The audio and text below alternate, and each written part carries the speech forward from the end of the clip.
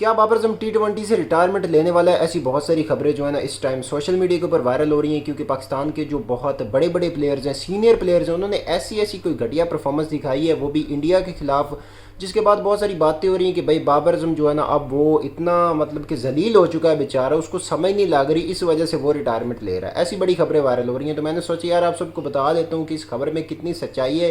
क्या सच में उसको शर्म आ गई है या फिर ये पाकिस्तानी अवाम ही है जो बोल रही है कि भाई वो रिटायरमेंट लेने वाला है? तो ऐसा कोई सीन है नहीं, बाबर आजम कोई रिटायरमेंट नहीं लेने वाला, फिलहाल तो नहीं लेने वाले, बाद का पता नहीं। हाँ मुझे पता है इंडिया के मैच में उस बंदे ने बहुत ज़्यादा घटिया परफॉर्मेंस दिखाई है, पिछले 2-3 साल से वो बंदा घटिया परफॉर्मेंस दिखा रहा है, लेकिन बेशर्मों की तरह फिर उसी टीम के अंदर है, इस बात का मुझे भी पता है। लेकिन ये खबरें झूठी हैं कि भाई वो बंदा रिटायर हो रहा है, उसको शर्म आ गई है कि भाई मुझसे खेला नहीं जाता, या उसका स्ट्राइक रेट लो है जिस वजह से वो रिटायर हो रहा है। ऐसी कोई खबर नहीं है भाई, ऐसी कोई मैं कहता हूँ चांस ही नहीं है दूर दूर तक। उसने सोचा हुआ है कि भाई बेड़ा गर्क करना है मैंने टीम का, जब अच्छे से मैं बेड़ा गर्क कर दूंगा टीम का, हाँ उसके बाद सोचूंगा, हाँ रिटायरमेंट के बारे में देख लेंगे। फिलहाल तो किसी जूनियर का मैंने हक मारना ही मारना है, परफॉर्मेंस तो दिखानी नहीं है, किसी जूनियर का ही हक मारना पड़ेगा, और वो बड़ी तसल्ली से कर रहा है। मतलब भाई कौन सा ऐसा तेरे ऊपर प्रेशर है, मैं अपनी वीडियोस में बात करता रहता हूँ कि इस बंदे के ऊपर जीरो प्रेशर है, कोई प्रेशर नहीं इस बंदे के ऊपर। मतलब कि ये बंदा वैसे ही मेंटल हो चुका है, इसको पता ही नहीं है कि भाई मैंने करना क्या है, मैंने कौन सी शॉट कब मारनी है, मारनी भी है या फिर मैंने शॉट मारनी ही नहीं है।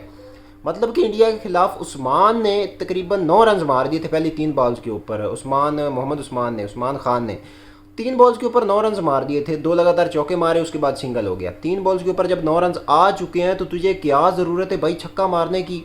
जब हम तुझे बोलते रहते हैं कि छक्का मारो तब तो तुझसे लगता नहीं है, लेकिन जहाँ पे 3 बॉल्स के ऊपर 9 रन आ चुके हैं, एवरेज आ चुकी है, तो भाई अपना सिंगल करो ना, टुक टुक की मशीन जो तुम्हारा काम है वही काम कर दो। ठीक है 10 रन हो जाएंगे, स्ट्राइक रोटेट कर दो, उस्मान खान फिर से आ जाएगा, वो बाउंड्री जगा रहा है कर लेगा।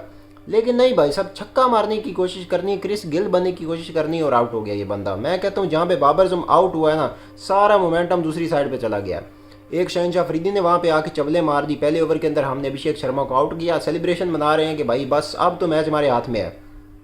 लेकिन दूसरी साइड पे जो ईशान किशन उसने पेल दिया, दूसरे ओवर के अंदर पहली बॉल के ऊपर उसने छक्का मार दिया। भाई ये हालात हो चुके हैं, हमारे जो बॉलर्स हैं उनके हालात हो चुके हैं, और बैट्समैन तो फिर आपके सामने ही है। और रिटायरमेंट का तो भाई दूर दूर तक कोई चांस ही नहीं है। शहीन अफरीदी उसका घुटना टूट जाए, उसकी टांग टूट जाए, वो मैं कहता हूँ कि इंजर तो क्या, इंजरी के बाद मतलब कि वो ख़त्म हो जाए, लेकिन वो बंदा रिटायर नहीं होने वाला, और ना ये बंदा रिटायर होने वाला है T20 से। क्योंकि भाई और रहा है, हमारे पाकिस्तान के अंदर बोलते हैं ना कि किंग है, ये वही किंग है भाई, ये जान नहीं छोड़ने वाला। और ये खबर बिल्कुल झूठी है कि भाई वो बंदा रिटायर हो रहा है। अभी सुबह जो मैच है नबीबिया के खिलाफ, आई थिंक मैच है, अगर वो जीते तो हम आगे जाएंगे, नहीं तो भाई प्रोग्राम बढ़ जाना है, सुपर 8 में जाने का भी कोई चांस हमारा नहीं है। अगर वो मैच जीत गया तो फिर हमारे चांस हैं आगे जाने के, आगे भी हमने जलील ही होना है, वो तो मुझे भी पता है, आप सबको पता है।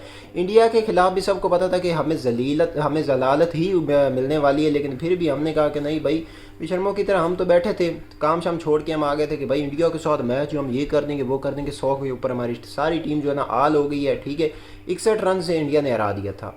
तो खैर भाई आप सबका क्या कहना है कॉमेंट्स में ज़रूर बताएं, वीडियो को लाइक करके चैनल को भी सब्सक्राइब कर दें।